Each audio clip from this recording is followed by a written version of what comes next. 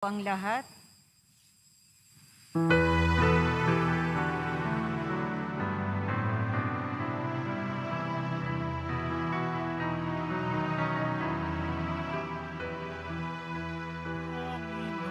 dakilain. Panginoon ay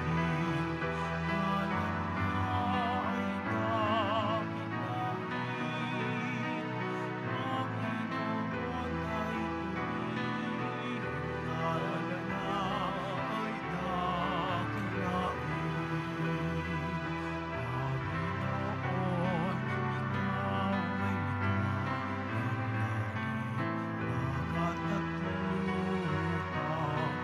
Panginoon, ikaw ay dagat at lupa. Araw at mga bituin na nangilalang sa papawirin.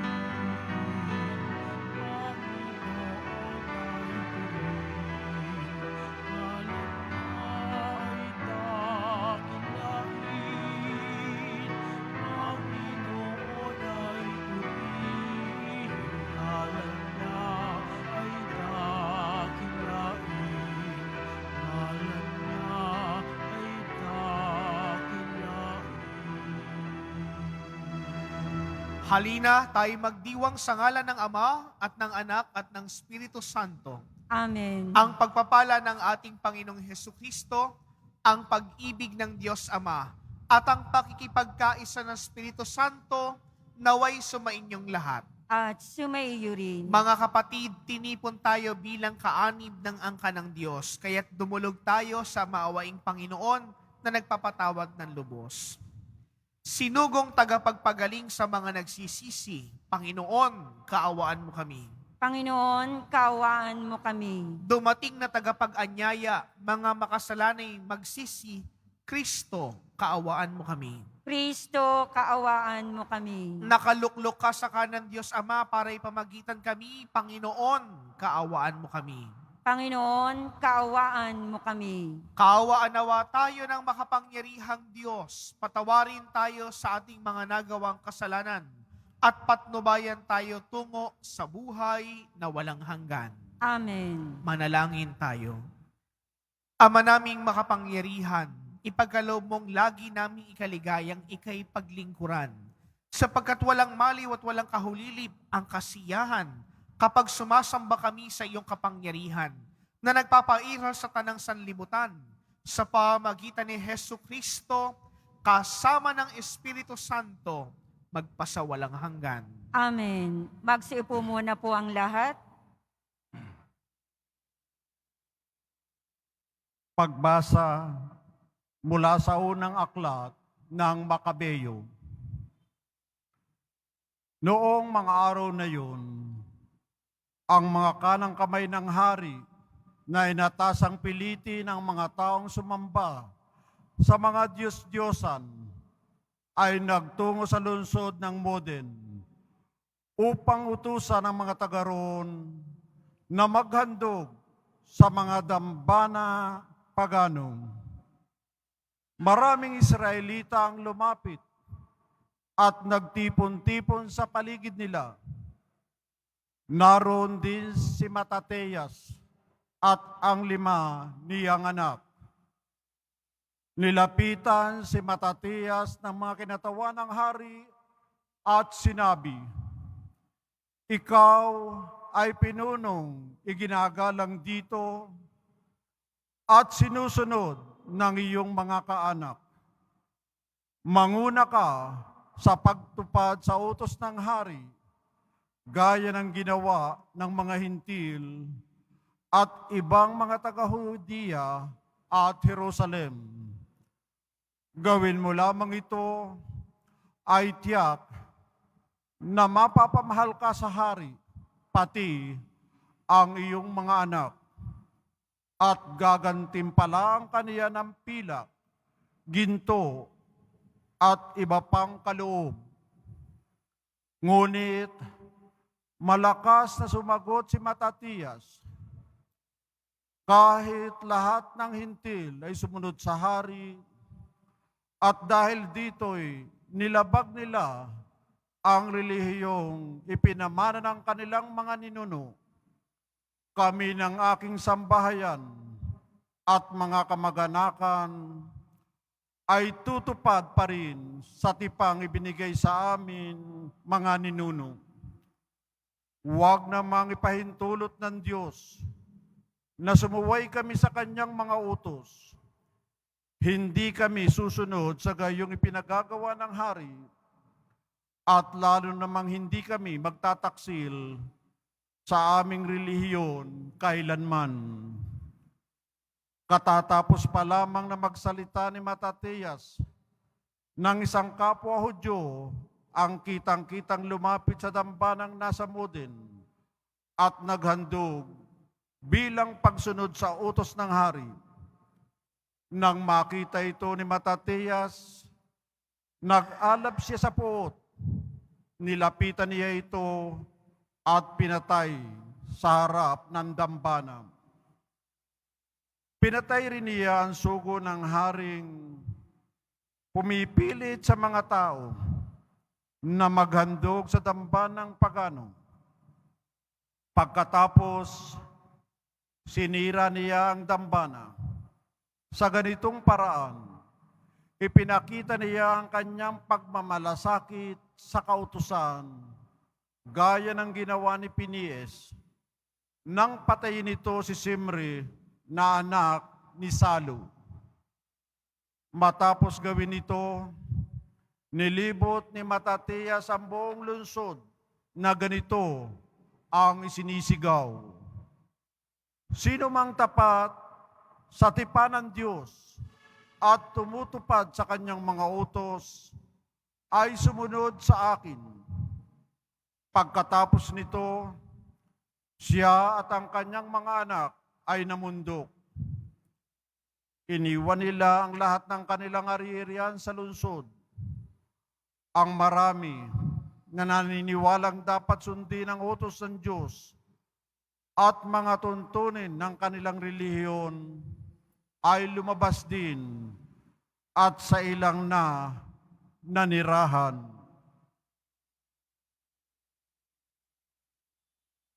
Ang salita ng Diyos. Salamat sa Diyos. Ang masunurin sa Diyos ay sasagipin niyang lubos. Ang masunurin sa Diyos ay sasagpin niyang lubos. Ang dakilang Panginoon, ang Diyos na nagsasaysay. Ang lahat ay tinatawag sa silangan at kanluran. Magmula sa dakong Siyon, ang lungsod ng kagandahan, makikita siya roong nagniningning kung pagmasdan. Ang masunurin sa Diyos ay sasagipin niyang lubos. Ang lahat ng matatapat na lingkod ko ay tipunin. Silang tapat sa tipankot, naghahandog niyong hain. Ang buong kalangit ay naghahayag na ang Diyos, isang hukom na matuwid, kung humatol ay maayos. Ang masunurin sa Diyos ay sasagipin niyang lubos. Ang ihandog ninyo sa Diyos ay ang inyong pasalamat. Ang pangakong handog ninyo ay tuparin ninyong lahat. Kung kayo ay may bagabag, ako lagi ang tawagin. Kayo'y aking ililigtas, ako'y inyong pupurihin. Ang masunurin sa Diyos ay sasagipin niyang lubos. Magsitayo po ang lahat.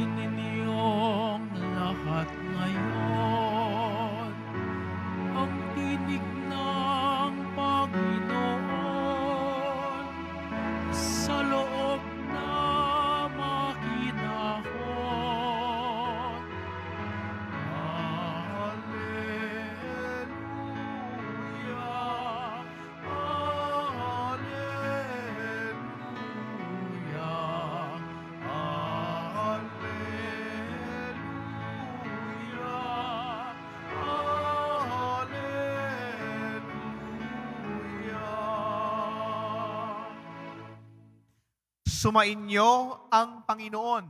At sumaiyo rin. Ang mabuting balita ng Panginoon ayon kay San Lucas. Papuri sa iyo, Panginoon. Noong panahong iyon nang malapit na si Jesus sa Jerusalem at matanaw niya ang lungsod, ito'y kanyang tinangisan. Sinabi niya, kung malalaman mo lamang sa araw na ito kung ano ang makapagdudulot sa iyo ng kapayapaan, ngunit lingid ito sa iyong paningin, sapagkat darating ang mga araw na paliligiran ka ng mga kuta ng iyong mga kaaway, kukubkubin at gigipitin sa mga magkabila-kabila, wawasakin kanila at lilipulin ang mga anak mo sa loob ng iyong muog, at ni isang bato'y wala silang iiwan sa ibabaw ng kapwa bato, sapagkat hindi mo pinansin ang pagdating ng Diyos upang iligtas ka.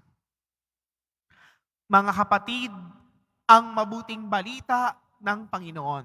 Pinupuri ka namin, Panginoong Heso Kristo. Magsiupo muna po ang lahat. Magandang umaga po sa inyong lahat. Palakpakan po natin ang Panginoon. Mga kapatid, ngayon pong araw po na ito, meron po tayong 3 santo na ginugunita. Una po, si Saint Clement na Papa. Pangalawa po, si Saint Columban. At pangatlo po, isang bata from Mexico, si Blessed Miguel del Rio. Alam niyo mga kapatid, itong 3 santong ito, kung susumahin po natin ang kanilang buhay at sa kasaysayan ng kanilang pag-iral sa daigdig na ito, ginawa nila ang kabanalan at kabutihan sapagkat nakilala nila ang Diyos at wala nang iba. Nakilala nila si Jesus at kahit buhay ang naging kapalit, sinugal nila ang kanilang buhay para ipakitang ang pagsunod sa Diyos ay nararapat at hindi nababayaran. Mga kapatid, sa unang pagbasa nakita po natin sa aklat ng Makabeo, nakita po natin ang pagpapatuloy ng pagbasang ito kung paano lipulin ang mga Hudyo sa pamagitan ng pagtatayo ng mga dambana ng Diyos-Diyosan. At ang mga Hudyo ay sumusunod dahil sa takot, hindi dahil sa Panginoon. Natatakot sila sa haring sumasakop sa kanila. Kaya tuloy na hindi nila nakikita kung ano ang tamang pagsamba at sino ang dapat sambahin because they want to preserve their life. Nawalan sila ng paninindigan at prinsipyo, nawalan sila ng pananampalataya sa Diyos dahil sa takot. Mga kapatid, lahat po tayo takot. Lahat po tayo may iniiwasan. At lahat po tayo may sinusunod. Pero mga kapatid, huwag sana nating kakalimutan kapag ito'y para sa Diyos, kung ito'y pagsunod sa Panginoon, sana kahit buhay ang maging kapalit, huwag niyong ipagsasaalang-alang na ito'y para sa Diyos. Because we can never compromise God. Ang Diyos nga kahit makasalanan tayo at marami tayong pagkukulang, mahal ka pa rin niya. Bakit kapag buhay natin ang kapalit, natatakot na tayong ipakita ang ating pananalig sa Diyos? Kaya tuloy mga kapatid, sa mabuting balita, yan po ang naging sakit ng mga Israelita. Si Jesus nagkatawang tao na, nakasama na nila, pero hindi nila nalaman at naunawaan na ang Diyos ay kapiling na nila. Kaya po ano po ang ginawa ni Jesus? Siya'y tumangis. Pagpasok niya sa lungsod ng Jerusalem, sapagkat hindi nila nakita na ang Diyos ay kapanalig at kasama na nila. Anong sinabi ni Jesus? Wawasakin ang Jerusalem ng kanyang mga kaaway. Walang tigil na digmaan. Hindi ko naman po masabing kung ano po nangyayari doon ngayon dahil doon sa kasalanan nilang iyon.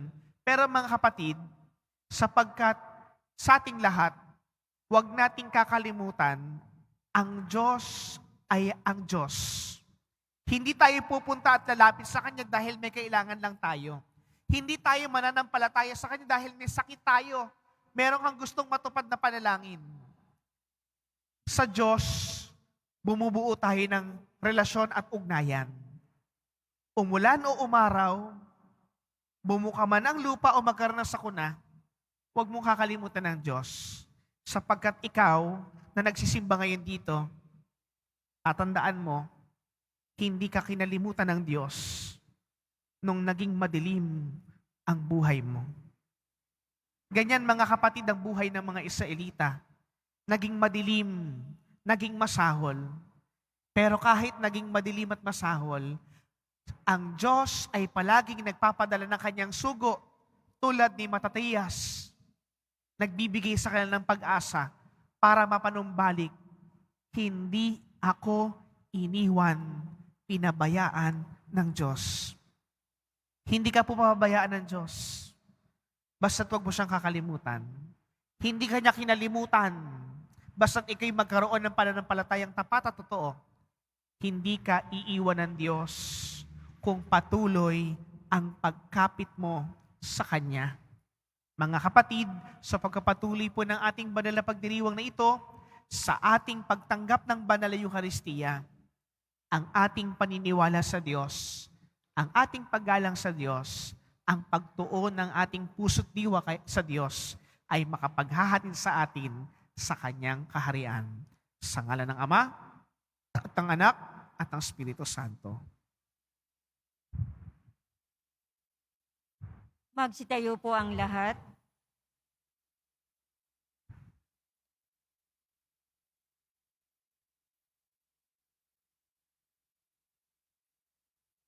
Minamahal kong mga kapatid, ipanalangin natin ang ating mga pangangailangan bilang bahagi ng ating paglalakbay ng pananampalataya bilang pagsunod kay Kristo patungo sa walang hanggang Jerusalem, ang ipinangakong mamanahin natin. Sa bawat panalangin nating tugon, Panginoon, madama nawa namin ang iyong presensya. Panginoon, madama naman namin ang iyong presensya. Ang simbahan, naway maging buhay na sagisag at instrumento ng pagkakaisa at kapayapaan. Manalangin tayo. Panginoon, madama nawa namin ang iyong presensya.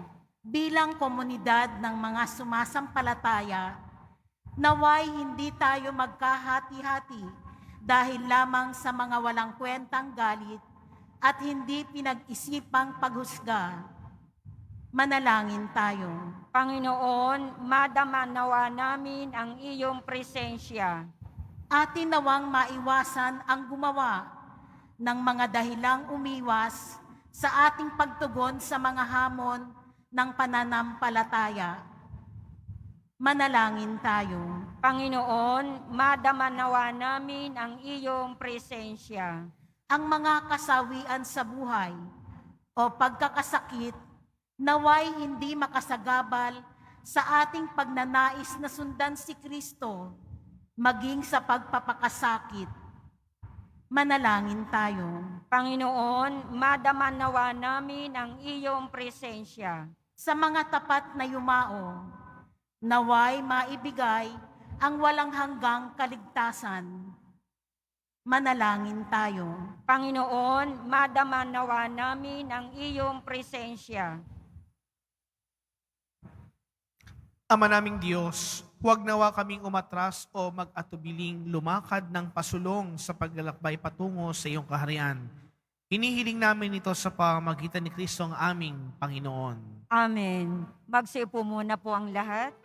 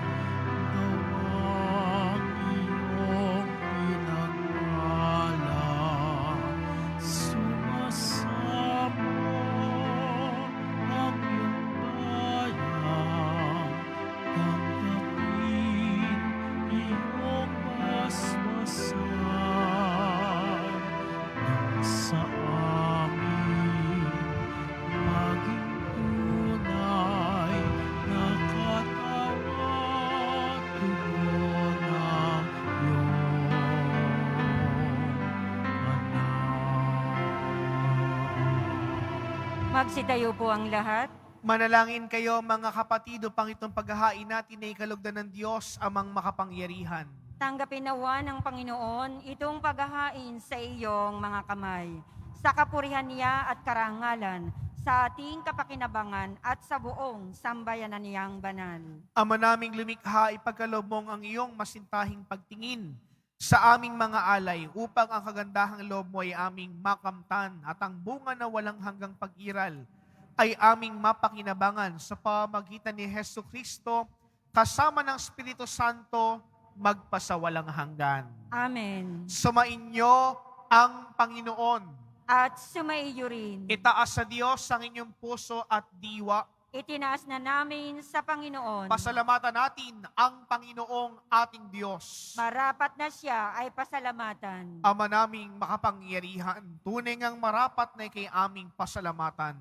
Pinagbibigyan mong ito'y aming maihayag kahit na ito'y walang anumang maidaragdag sa kadakilaang ng iyo'y likas. Sa pagpupuri namin ang nakikinabang, ay kami rin iyong pinakikiharapan sa pamagitan ng iyong anak na minamahal. Kaya kaisa ng mga anghel na nagsisiawit ng papuri sa iyo nang walang humpay sa kalangitan, kami nagbubunyi sa iyong kadakilaan. Santo, Santo, Santo, Panginoong Diyos ng mga hukbo, napupuno ang langit at lupa ng kadakilaan mo, o sana sa kaitaasan. Pinagpala ang naparirito sa ngalan ng Panginoon, o sana sa kaitaasan. Magsilod po ang lahat. Ama naming banal, ikaw ang bukal ng tanang kabanalan, kaya sa pamagitan ng iyong Espiritu, gawin mong banal ang mga kaloob na ito upang para sa amin maging katawan at dugo ng aming Panginoong Hesukristo. Bago niya pinagtiis ang kusang loob na maging handog, hinawakan niya ang tinapay. Pinasalamatan kaniya. Pinaghati-hati niya iyon, iniabot sa kanyang mga alagad at sinabi, tanggapin ninyong lahat ito at kanin. Ito ang aking katawan na ihahandog para sa inyo.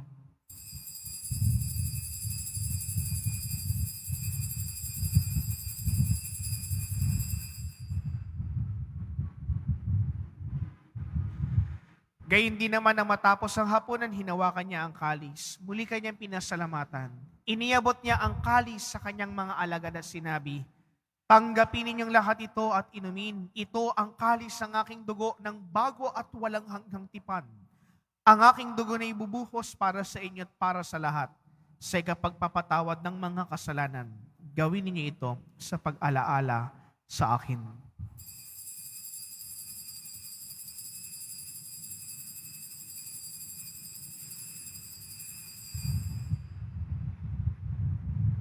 Magsitayo po ang lahat. Ipagbunyi natin ang misteryo ng ating pananampalataya. Si Kristo'y namatay, si Kristo'y nabuhay, si Kristo'y babalik sa wakas ng panahon. Ama, ginagawa namin ngayon ang pag-alaala sa pagkamatay at muling pagkabuhay ng iyong anak. Kaya't iniaalay namin sa iyo ang tinapay na nagbibigay buhay at ang kalis na nagkakaloob ng kaligtasan.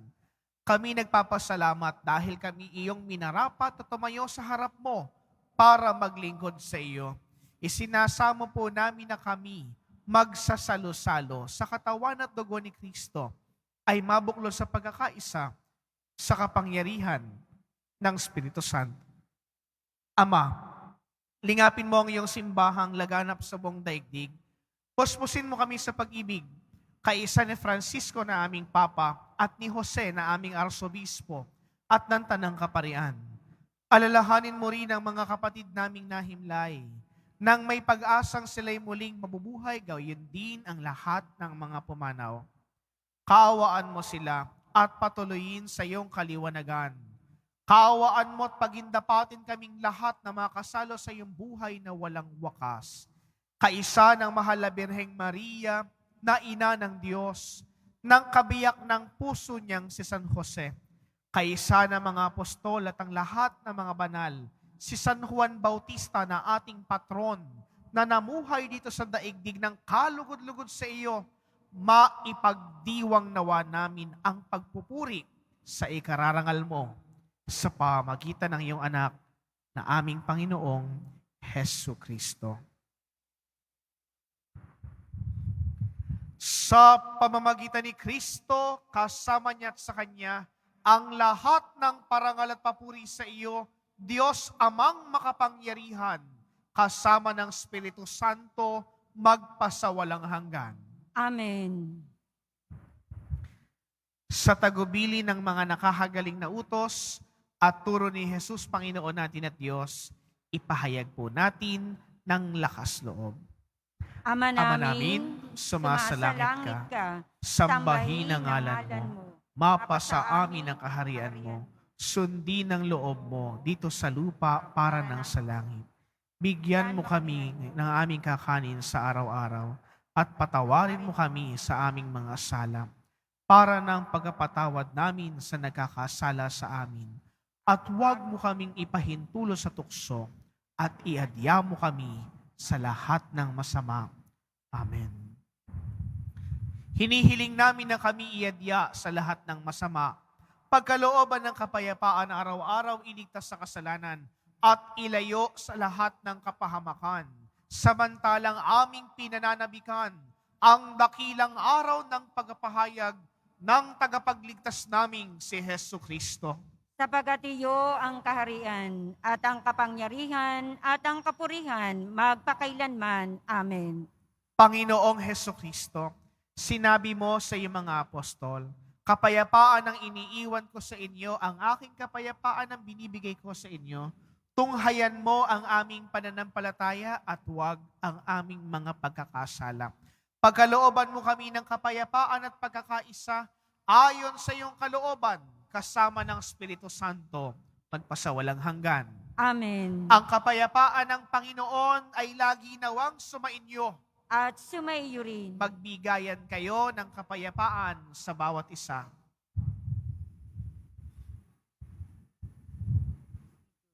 Kordero ng Diyos na nag-aalis ng mga kasalanan ng sanlibutan, maawa ka sa amin. Kordero ng Diyos na nag-aalis ng mga kasalanan ng sanlibutan, maawa ka sa amin. Kordero ng Diyos na nag-aalis ng mga kasalanan ng sanlibutan, ipagkaloob mo sa amin ang kapayapaan. Magsilod po ang lahat. Mga kapatid, ito ang kordero ng Diyos. Ito ang nag-aalis ng mga kasalanan ng sanlibutan. Mapapalad tayong inaanyayahang makasalo sa kanyang banal na piging.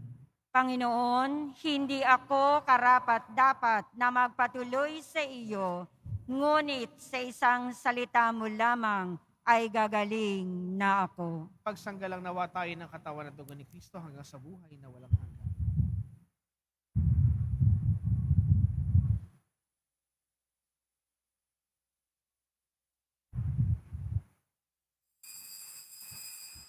Para sa lahat ng tatanggap ng banal na komunyon, sasagot po tayo ng amen pagkasabi ng pari o ng lay minister ng katawan ni Kristo at isubo agad sa bibig bago umalis sa harapan ng pari o lay minister.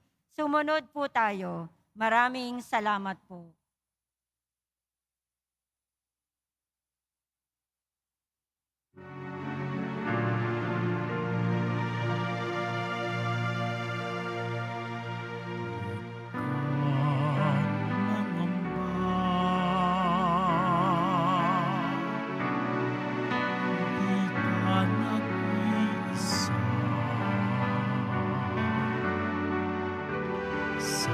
Sasamahan kita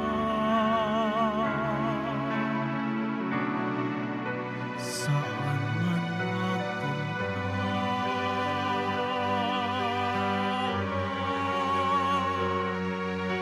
Ika'y mahalaga sa aking mga mata. Minamahal kita.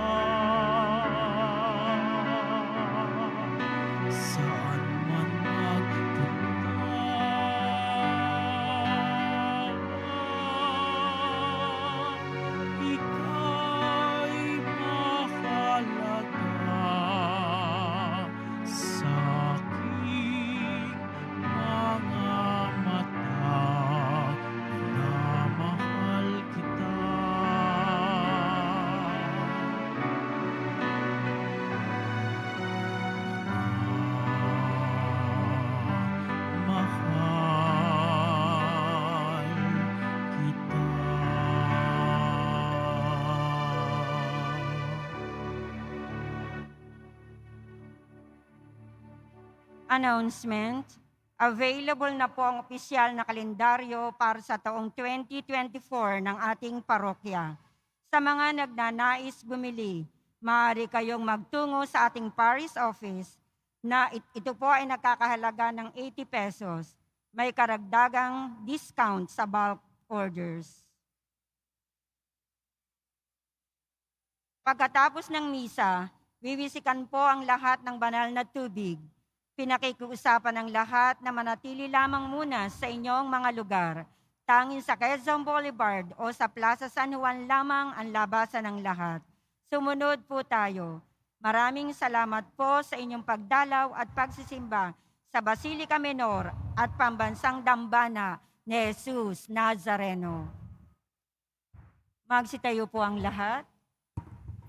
Manalangin tayo. Ama naming mapagmahal, sa pinagsaluhan naming banal na pakikinabang, ang amin nawang pag-ibig lalong madagdagan nang ginawa namin sa pag-alaala sa anak mong mahal na nag-utos ipagdiwang ang huling hapunan sa pamamagitan ni Hesus Kristo kasama ng Espiritu Santo magpasawalang hanggan. Amen. Panalangin para sa mga kaluluwa. Mga kapatid, ating ipagdasal ang ating mga minamahal na yumao at ang lahat ng mga kaluluwa sa purgatorio, lalo't higit ang mga ipinagdarasal po nating mahal sa buhay at mga kamag-anak at mga kaibigan. Panginoon naming Diyos, Ama namin, Ikaw po ang dahilan ng aming pagsilang. Sa iyo nanggaling ang aming hiram na buhay. Buong kababaang loob po kaming nananalangin at kami nagmamakaawang kalugdan mo ang kaluluwa ng mga pumanaw sa mundong ito. Sila naway magkamit ng buhay sa iyong piling. Alisin mo ang anumang mga karumihan at kasalanan upang sila'y maging marapat sa iyong walang hanggang kalinisan.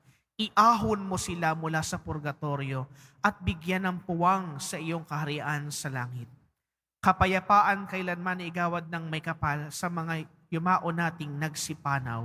Sila naway silayan ng iyong ilaw na walang hanggan. Amen. Mapanatag nawa sila sa kapayapaan. Amen.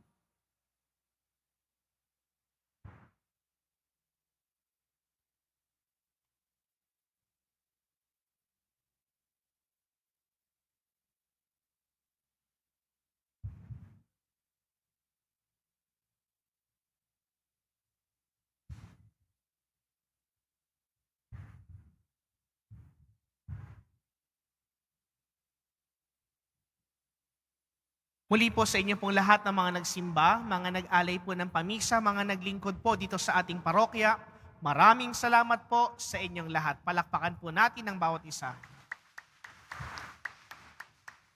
Sumainyo ang Panginoon. At sumaiyo rin. Mahal na poong Jesus Nazareno, inihayag mo sa pamagitan ng krus ang walang maliw na pag-ibig ng Diyos sa sangkatauhan. Pakinggan mo ang kahilingan ng iyong angkan na nagsusumamo sa iyo. Makamtanawa nila ang iyong katugunan at tanggapin ang kasagutan ng may utang na loob na tinatanaw. Basbasan din po ninyo ang mga daladala nilang mga imahen at dasalan. Sa pamagitan ng bendisyon na ito, naway maalala nila ang mga pangako nila noon sa binyag, na ikaw ang kanilang iibigin at paglilingkuran bilang Panginoon magpasawalang hanggan. Amen. At pagpalain kayo ng makapangyarihang Diyos ng Ama at ng Anak at ng Espiritu Santo. Amen. Naihandog na ang banal na misa. Humayo kayong taglay ang kapayapaan ng poong Jesus Nazareno. Salamat sa Diyos. Palakpakan natin ang Panginoon.